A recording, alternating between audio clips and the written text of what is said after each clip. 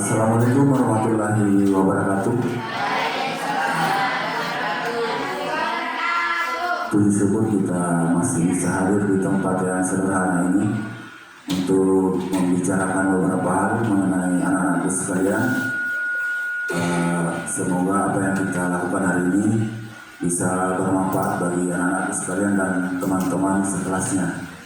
Yang saya hormati Ibu Ferawati sebagai guru BK, terima kasih sudah hadir Bu bersama-sama kami. Kemudian anak-anak sekalian dari perwakilan kelas, saya juga berterima kasih banyak atas kehadiran anak-anak sekalian. Yang menjadi pembahasan kita nanti adalah mengenai budaya positif. Jadi mohon diperhatikan baik-baik. Dan ketika ada yang perlu kurang dipahami, ya tolong dicatat ya anak-anak ya. Yang pertama,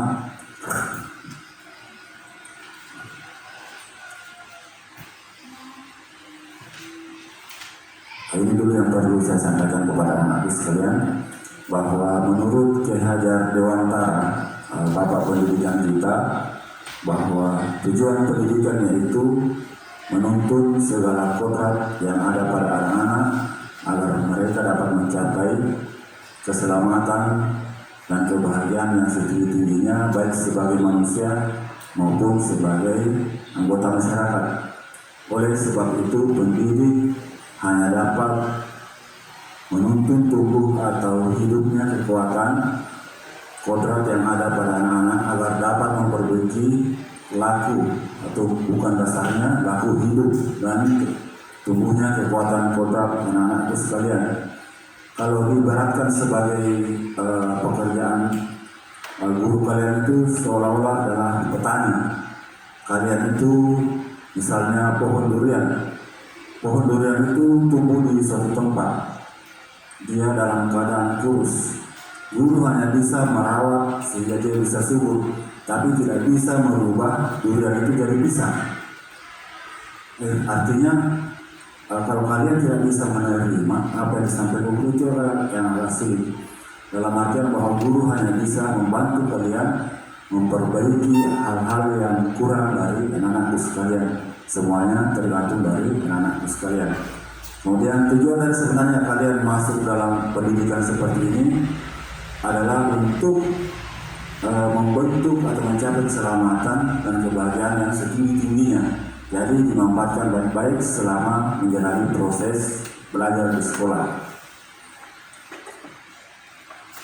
Kemudian ini yang kita bahas hari ini. Yang pertama itu perubahan paradigma belajar, kemudian disiplin positif, kemudian motivasi perilaku manusia, dan yang keempat kebutuhan dasar, kelima posisi kontrol restitusi, kemudian segitiga restitusi, dan yang terakhir itu keyakinan kelas. Untuk keyakinan kelas sudah semua kita sepakati ya. Beberapa minggu yang lalu kita sudah sepakati. Kemudian ini perubahan paradigma belajar.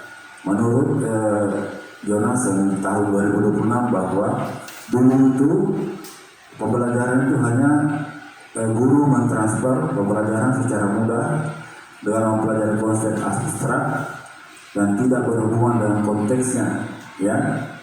Jadi kalau anakku nanti belajar, usahakan kalau misalnya belajar di rumah, usahakan selalu membuka video-video yang sesuai dengan pembelajarannya. Ini yang diinginkan.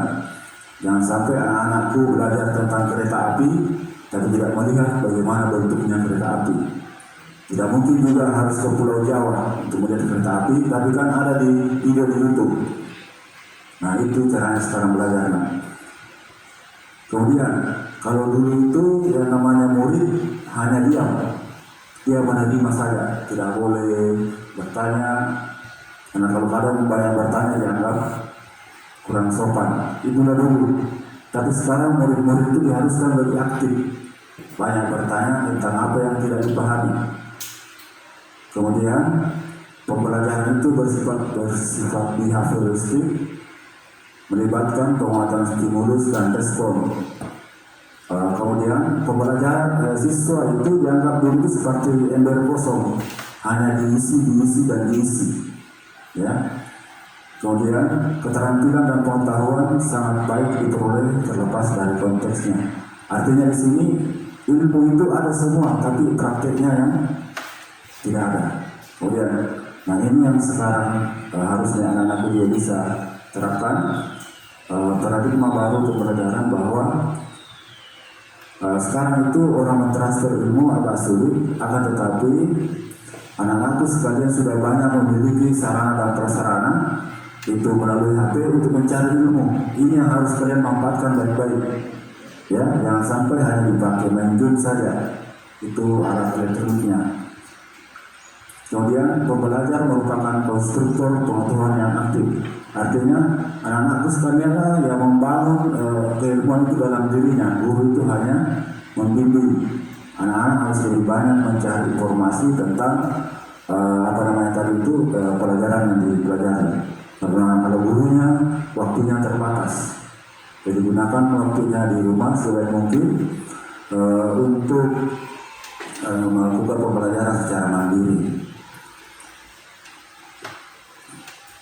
Kemudian pembelajar membawa kebutuhan mereka ke dalam situasi belajar. Jadi sebaiknya apa yang kalian akan dipelajari baik-baik. Itu adalah yang menjadi kebutuhan belajar. Nah kalau sudah masuk dalam kelas, kalau memang ada yang kurang dipahami, ditanyakan sama gurunya, ya. Kemudian keterampilan dan pengetahuan sangat baik diperoleh dalam konteks yang realistik. Realistik itu artinya kenyataan. Ketika kalian belajar tentang misalnya gajah, kan bisa melihat secara ini di YouTube atau apa. Kalau beda dulu kita diajarkan mengenai gajah, dulu kan televisi zaman saya sekolah, televisi sudah jarang, apalagi laptop, handphone. Kalau kita belajar tentang gajah, kita hanya membayangkan saja bentuknya, bagaimana itu gajah. Tapi sekarang anak-anak sekalian bisa melihat langsung melalui media internet. Nah, kemudian ini kita masuk ke disiplin positif. Budaya positif di sekolah itu merupakan nilai kebiasaan-kebiasaan baik di sekolah yang berpihak kepada peserta didik agar mereka dapat berkembang menjadi pribadi yang kritis, penuh hormat dan bertanggung jawab. Kata disiplin itu sebenarnya artinya bukan mengarah kepada kepatuhan, tapi disiplin itu artinya belajar. Nah, jadi jangan kita bawa ke arah yang negatif, bahwa kurang disiplin atau bagaimana. Sebenarnya disiplin itu kalau dari bahasa aslinya, bahasa Latin, dia artinya belajar, belajar, mengikuti aturan yang ada. Nah, itulah disiplin.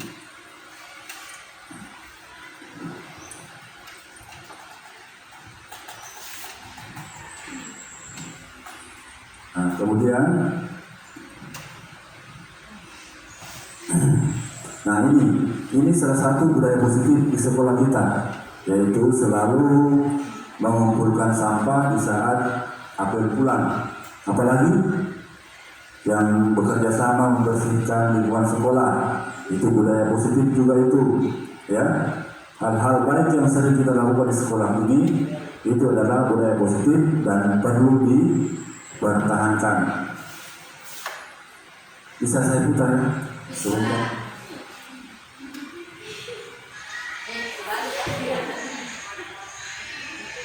Mana sih Pak di sini?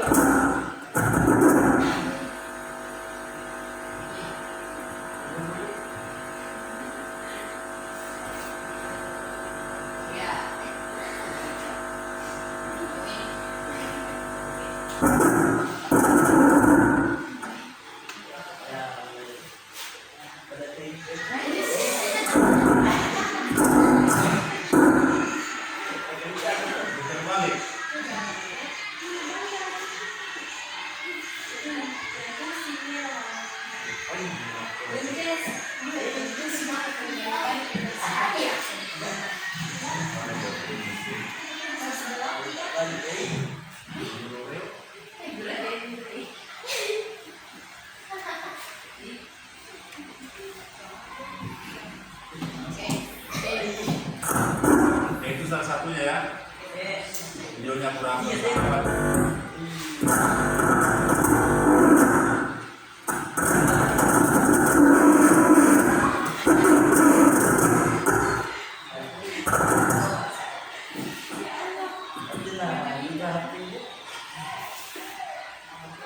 Itu salah satu dari contoh budaya positif ya.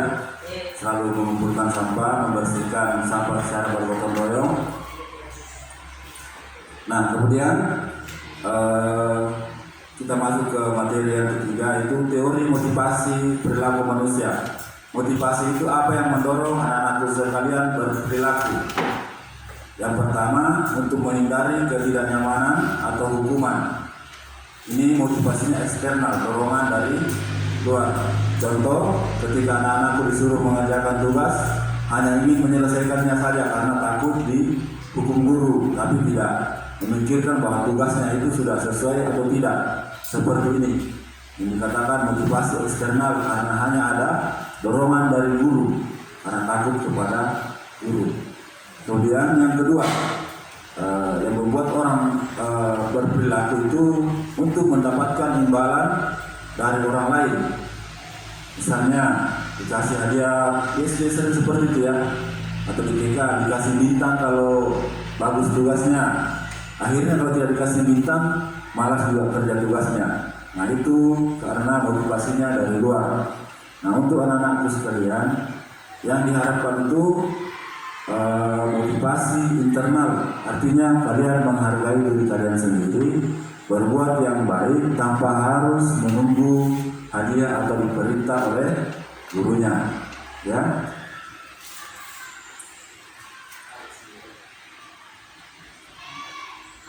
Nah, di sini ada beberapa contoh. Yang pertama, Anwar belajar dengan tekun karena ingin mewujudkan cita-citanya menjadi guru. Itu adalah motivasi internal. Kemudian yang ketiga, Siti mencontek tugas temannya karena tadi malam dia lupa mengerjakannya. Ini motivasi eksternal, artinya dia takut dihukum, jadi terpaksa dia mencontek. Kemudian Ahmad rajin belajar agar mendapat ranking 1 karena akan diberi hadiah sepeda oleh ayahnya. Dia rajin karena mau dikasih hadiah. Ini motivasinya eksternal, dorongannya karena ada hadiah. Nah, sekarang kita masuk ke 5 kebutuhan dasar manusia. Kebutuhan dasar kita itu ada 5. Yang pertama untuk bertahan hidup. Yang kedua, kasih sayang dan rasa diterima. Ya, bayangkan kalau dalam kelas tidak ada yang mau menemani kita bermain, itu berarti kita kurang kasih sayang dan rasa diterima kita tidak ada. Ya, kita terbuang dari sebuah komunitas di mana kita harus berada. Kemudian ada kebebasan, kesenangan, penguasaan. Ini yang harus dimiliki atau didapatkan oleh semua anak-anak sekalian. Kemudian ada satu kasus di sini, diperhatikan baik-baik supaya nanti kalau ada temannya yang melakukan hal-hal seperti ini bisa dibuatkan semacam pengamatan oleh anak-anak sekalian di kelas bahwa si ini seperti ini, kemudian diserahkan kepada gurunya. Saya bacakan. Ibu Ani, guru kelas 5 di SD Pelita Hati, sedang bingung menghadapi ulah salah satu murid di kelasnya. Muridnya ini bernama Agus. Beberapa anak telah datang dan mengeluhkan Agus yang sering sekali meminta bekal makanan dengan paksa. Jika Anda menghadapi situasi seperti Ibu Ani, apa yang Anda lakukan? Nah, sini ada beberapa alternatif jawaban. Yang pertama, apabila jawaban Agus mengambil paksa makanan temannya karena lapar, itu apanya yang kira-kira yang tidak terpenuhi oleh Agus kalau dia mengambil makanan secara paksa karena lapar? Ini ya, ini berkaitan mungkin dengan kebutuhan hidup. Kalau makanan ya, untuk bertahan hidup, karena kalau dia tidak makan mungkin tidak bisa belajar. Kemudian apabila jawaban Agus karena ia senang kalau mengambil makanan temannya, berarti dia butuh cinta dan kasih sayang atau kebutuhan untuk diterima oleh teman-temannya. Jadi usahakan jangan menjauhi teman-temannya, ya. Kemudian yang ketiga, apabila jawaban Agus, dia merasa hebat, karena ada juga teman yang begitu hebat kalau mengganggu temannya, dan biasanya dia ketawa-ketawa kalau sudah mengganggu, berarti dia butuh pengakuan atas kemampuannya. Cuma kadang-kadang banyak yang menggunakannya dalam hal yang negatif. Kemudian apabila Agus merasa bosan dengan bekal yang dibawakan ibunya, karena selalu membawa bekal yang sama, dia butuh kebebasan untuk memilih. Dia butuh kebebasan untuk memilih bekal, karena kalau misalnya setiap hari nasi goreng, bosan juga. Dia butuh kebebasan untuk menentukan apa yang ingin dia bawa ke sekolah. Kemudian apabila jawaban Agus karena iseng saja dan dia menikmati ekspresi wajah temannya yang kesal. Ada teman yang seperti itu ya, jika sudah kesal dia masih ketawa-ketawa, berarti dia butuh hiburan atau kesenangan, ya.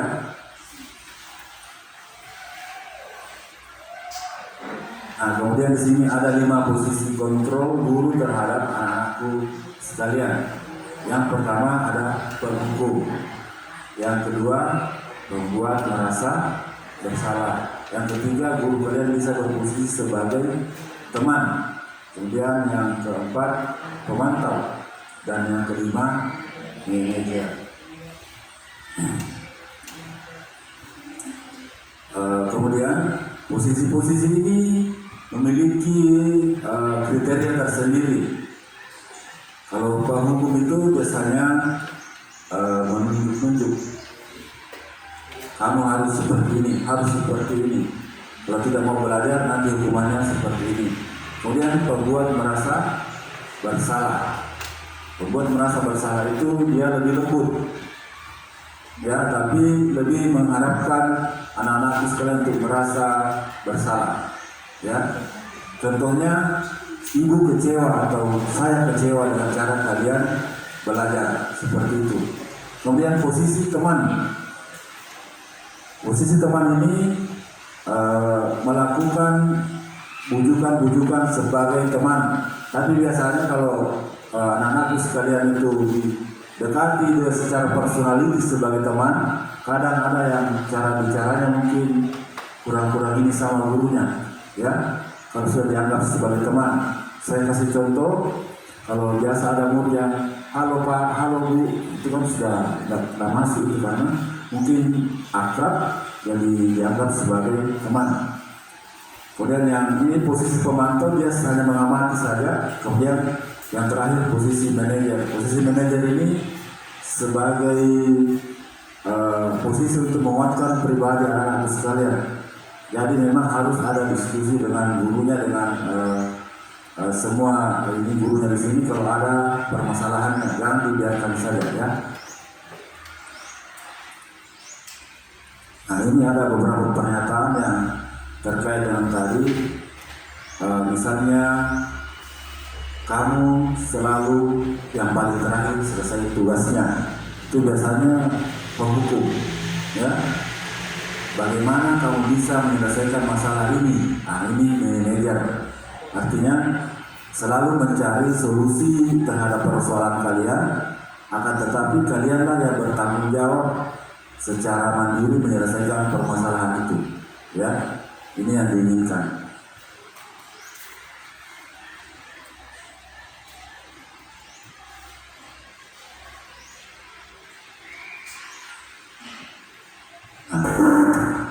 Kemudian yang keenam, segitiga restitusi.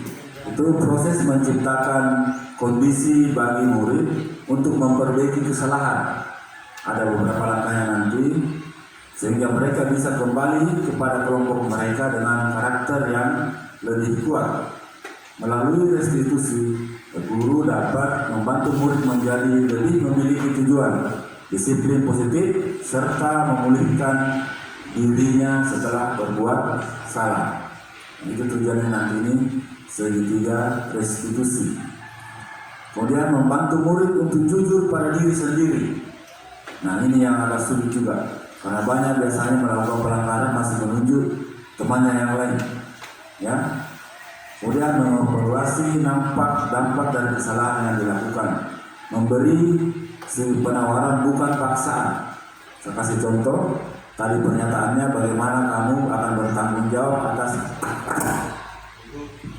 itu penawaran, ya, bukan paksaan. Bagaimana anak-anak sekalian bertanggung jawab atas kesalahan yang anak-anak sekalian lakukan. Tidak dipaksa, tapi kalian diminta untuk mempertanggungjawabkan apa pelanggarannya. Dan mohon ini nanti disampaikan kepada teman-temannya dan diamati juga teman-temannya di kelas. Karena penerapan dari ini ujung tombaknya adalah ketua kelas dan wakil ketua kelas, karena adalah yang berhak mencatat setiap pelanggaran yang ada dalam kelas.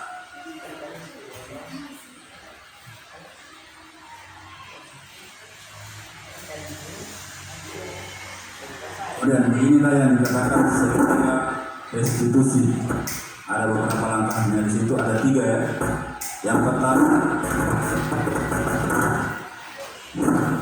pertama menstabilkan identitas. Yang dimaksud dengan menstabilkan identitas itu, ketika anak-anak melakukan pelanggaran, biasanya itu kalau menghadap ke guru atau ke guru BK-nya atau ke wali kelas, biasanya dalam keadaan yang agak tertekan, karena mungkin takut dihukum, ya. Jadi di kondisi segitiga restitusi ini, anakku sekalian akan dipulihkan kembali semangatnya, motivasi belajarnya, walaupun telah melakukan sebuah pelanggaran. Nanti ada beberapa pertanyaan yang terkait dengan ini. Kemudian setelah itu barulah ditanyakan apa kesalahan yang telah kalian lakukan. Nah, setelah itu masuk ke langkah ketiga, guru menanyakan nilai-nilai apa yang telah kalian langgar, atau nilai-nilai apa yang telah kalian sepakati dan itu yang kalian langgar. Nah, ini tahapannya. Tahapan segitiga restitusi menstabilkan identitas. Identitas di sini yang dimaksudkan adalah kekuatan hati. Ketika seseorang melakukan pelanggaran dan dihadapkan pada proses hukum, biasanya mentalnya turun, ya, seperti itu. Kemudian, dan inilah penyampaian yang biasa sering disampaikan kepada siswa. Yang pertama, berbuat salah itu tidak apa-apa, tapi jangan diulangi. Ya, tidak ada manusia yang sempurna. Saya juga pernah melakukan kesalahan itu, tapi tidak bisa memperbaikinya. Kemudian, yang keempat, Bapak Ibu tidak tertarik mencari siapa yang salah, tapi Ibu atau Bapak ingin mencari solusi dari permasalahan ini. Intinya untuk segitiga restitusi itu ada solusi menang-menang, sama-sama mendapatkan ketenangan setelah dilakukan segitiga restitusi. Proses ini ya.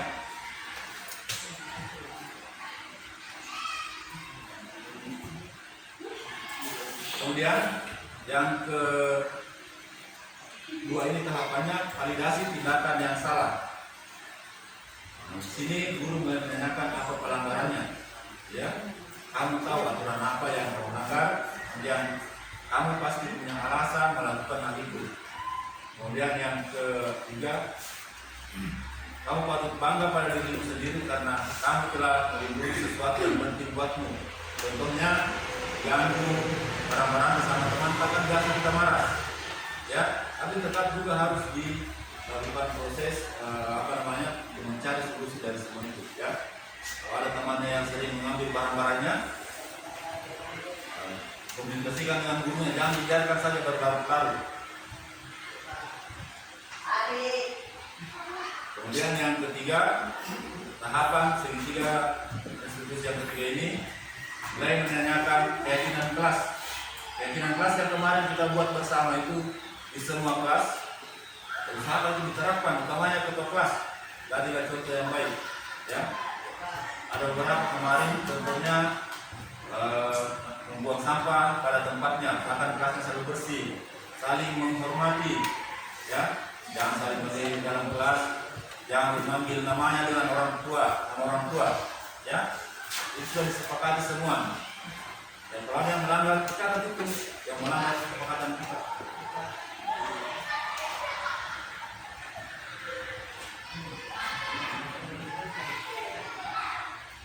Nah, mudah-mudahan ini bagus, sudah terbalik.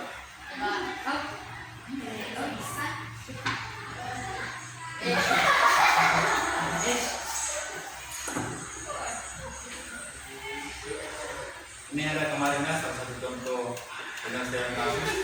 Ini Ari di sini dia memakai sepatu dalam ceritanya sepatu tidak berwarna sesuai dengan sepatu sekolah. Warna putih.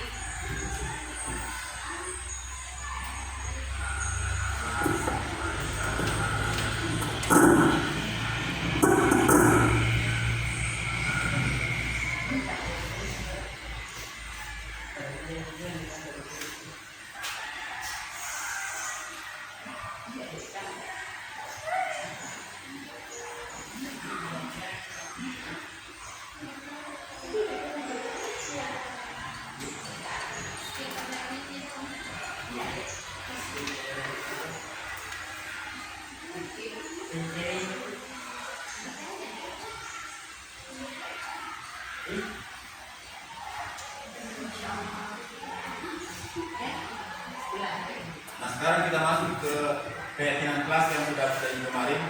Saya ingatkan kembali bahwa keyakinan kelas itu adalah nilai-nilai kebajikan atau prinsip-prinsip universal yang disepakati bersama secara universal juga. Semuanya harus sepakat, terlepas dari latar belakang suku, negara, bahasa maupun agama. Artinya, walaupun dia berbeda dengan kita, sukunya, agamanya, tolong dihormati, jangan diganggu, ya. Karena begitu juga dengan yang lain, ya. Ingat nanti dikasih tahu temannya. bahwa ini suatu keyakinan kelas itu akan lebih bagus kalau muncul dari diri kalian sendiri. Intinya kita menghormati diri kita dulu, baru bisa dihormati sama orang lain. Kamu baru bisa disenangi oleh teman kalian kalau kalian juga mau senang kepada temannya. Kalau sering mengganggu temannya, temannya juga pasti tidak suka sama kalian. Ya, seperti itu. Nah, pembentukan keyakinan kelas sudah ada semua cara bro sama teman-teman semua kemarin. Oke, alhamdulillah. Keyakinan kelas ini bersifat abstrak daripada peraturan. Kalau peraturan itu biasanya ada tertulis. Di kelas ada berapa lembar itu? Peraturannya ini kayak rambutnya sekian, sepatunya pakai warna apa, bajunya. Kalau keyakinan kelas itu lebih mengarah kepada kepribadian kita, ya. Nah, ini sudah. Nah, kemudian ini beberapa peraturan yang dikaitkan dengan keyakinan kelas. Yang pertama, selalu kembalikan buku ke tempatnya, itu tanggung jawab. Ya, itu masuk nilai tanggung jawab. Kalau misalnya mau pinjam bukunya, pulpennya temannya, stop dulu, jangan langsung ambil. Ya, itulah bentuknya tanggung jawab. Dilarang mengganggu orang lain. Itu menghormati orang lain dan diri sendiri, itu masuk nilainya situ ya. Kalau kalian tidak mengganggu orang lain, sama saya dengan menghormati diri sendiri dan orang lain. Kemudian dilarang melakukan kekerasan. Nilainya yang masuk di sini nilai keselamatan. Ya, menghormati orang lain. Nah, ini yang paling ditakutkan, jangan sampai ada anakku yang ini dilarang menggunakan narkoba. Nah, ini nilai yang paling penting dari pemakaian ini, kesehatan, karena akan merusak kesehatan. Kemudian jangan berlari di kelas atau koridor. Jangan sering lari, kalau lari. Nah, ini masuk nilai keselamatan dan keamanan. Keselamatannya di mana? Kalau kalian jatuh, kepalanya terbentur, itu kan bahaya, ya. Nah, ini ada kemarin beberapa video pembuatan keyakinan kelas. Di kelas berapa kemarin? Kelas 72 ya. Kita lihat bersama.